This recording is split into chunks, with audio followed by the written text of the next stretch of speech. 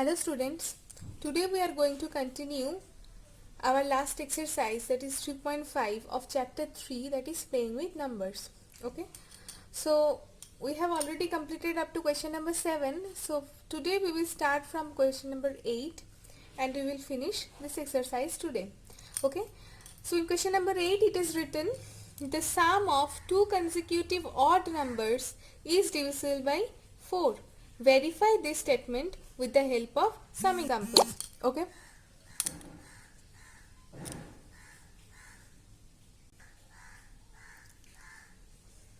so the sum of two consecutive odd numbers, so let's check which are the sum of two consecutive odd numbers. Suppose 3 and 5, these two are consecutive odd numbers. Okay, consecutive means one after another it will be there. Okay, so 3 is an odd number and after that the next odd number will be 5. Okay, now it is given the sum of these two is divisible by 4. 8 by 4, so 2 means the sum of two consecutive odd numbers is divisible by 4. Let's take another example. Suppose I am taking the example 7 and 9. Okay, these two are also consecutive odd numbers. Okay, means there will be no other odd number in between these two numbers. Okay, so let's add this and we will divide it by 4 and we will get no remainder after this. Okay, let's take another example. Suppose I am taking the example of 11 and 13. These two are also consecutive odd numbers. Okay, because there is no another odd number in between these two numbers, so I will add these two, then I will divide this, then it's very clear that if we take two consecutive odd numbers and if we add them and if we divide the sum after adding by 4, then we will get no remainder. Okay, means 4 will divide that number completely. Okay, so it is verified that the sum of two consecutive odd numbers is divisible by 4. Okay, and we have already checked this by the help of some examples. Okay, so let's proceed. We will start question number 9 now.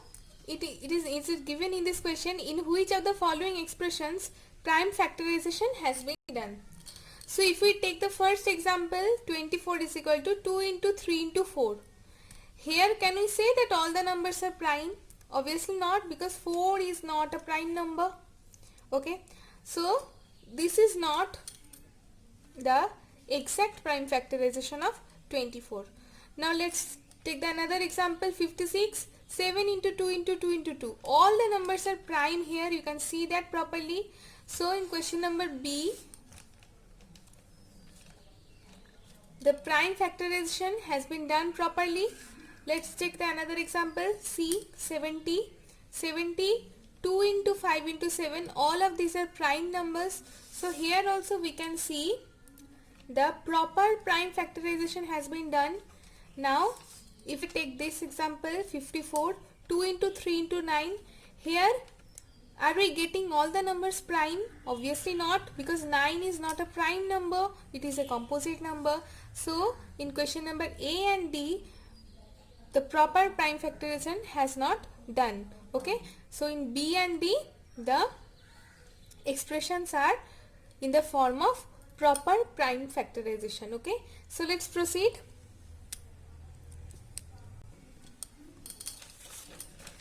So in question number 10 it is given, determine if 25,110 is divisible by 45. Okay, so you have to check the divisibility of 45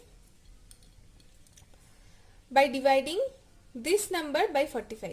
Okay, so if we want to check the divisibility of 45 for this number, it will be a little bit lengthy if we divide this number by 45. We know all the rules of divisibility, and which are the prime factors of 45? We can easily say 9 and 5. Okay, so 45 is the first common multiple of these two odd numbers, isn't it? Now we can also get that 9 and 5, both of these numbers are co-prime numbers. We all know what are co-prime numbers, so that we can get only one common factor of these two numbers, that is 1. Okay, so for 9 and 5, this pair of co-prime numbers, we can say 45 is the first common multiple of that.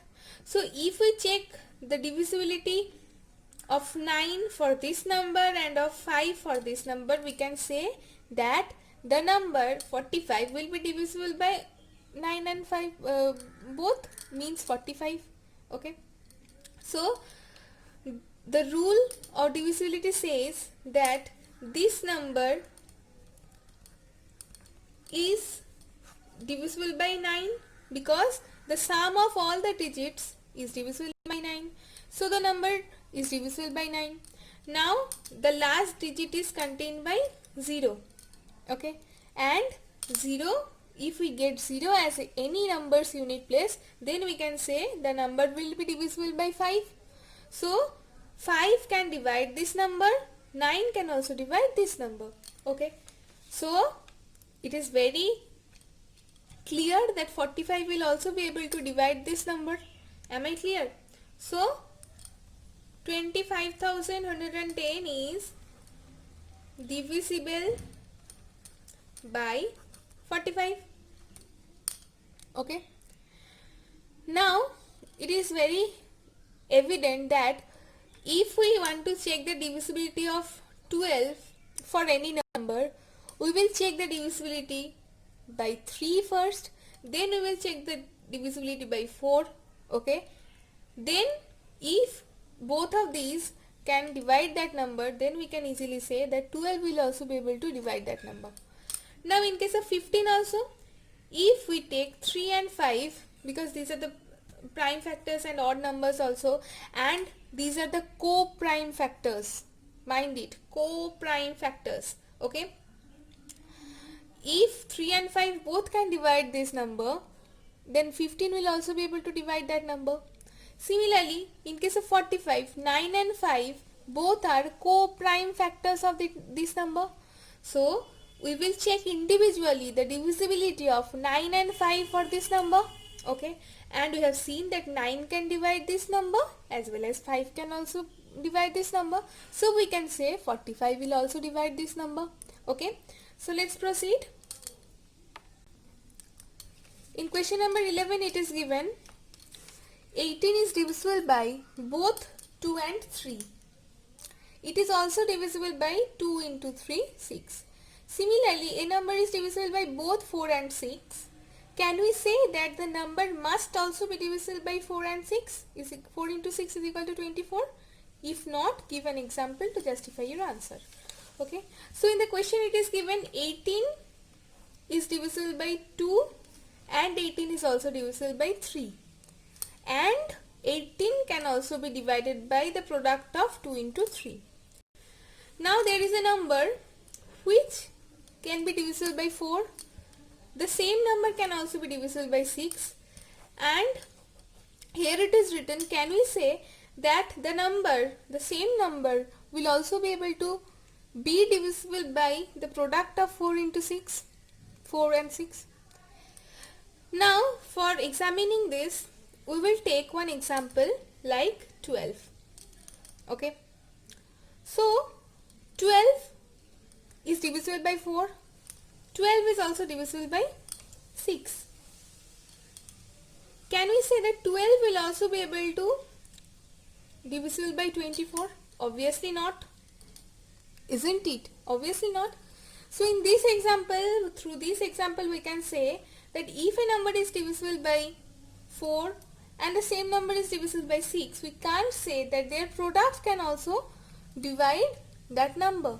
Okay. Now this is the example of our given question. So let's proceed. In question number 12 it is given, and the smallest number having 4 different prime factors. Smallest number. We have to make one number which will be the smallest one, and the number is having 4 different prime factors. Okay. So we can take the smallest prime factors first for making that number. So what is the smallest factor?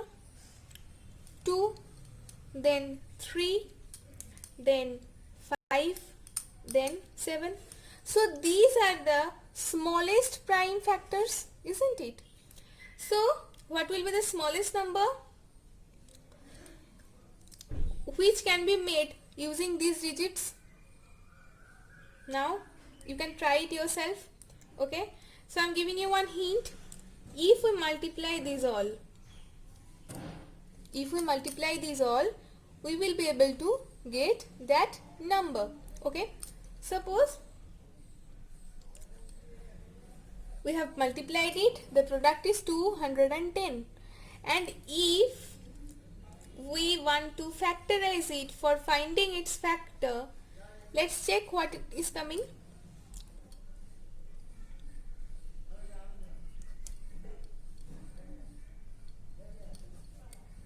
Now see, 2, 3, 5, 7, these are the smallest prime factors. So by using the smallest prime factors, 2 is the smallest prime factor. After that 3 is exactly the next prime factor. Then 5, the next prime number. Then 7, the next prime number. So these 4 are the small prime factors, the first prime factors, isn't it? The first consecutive prime factors, rather I can say. So by multiplying these we can get the answer what is asked in the question. This is the smallest number having 4 different prime factors. Okay, so by multiplying these first 4 prime numbers, we can get the result. Okay, so today up to this class. In my next video I will start our exercise 3.6. okay, so keep practicing at your home, stay safe, and if any problem arises then don't forget to mention that in my comment section. Okay, so bye for today.